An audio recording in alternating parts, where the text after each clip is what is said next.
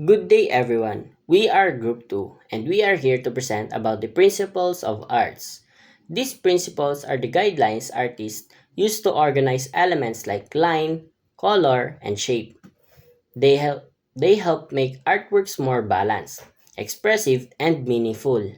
Now, let's explore each principle. Balance is about giving equal visual weight to all parts of the artwork. It makes the design look stable and pleasing to the eye.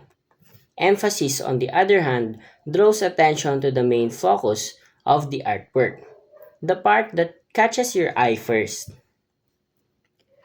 Rhythm and unity. Rhythm creates movement and flows by repeating shapes, lines, and colors. It gives a sense of motion to the artwork.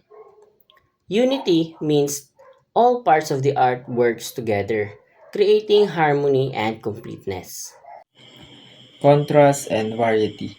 Contrast shows the difference between elements like light and dark, or big and small. It adds interest and highlight important parts.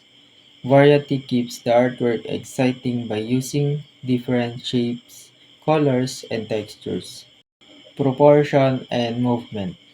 Proportion is about the size relationship between parts of an artwork.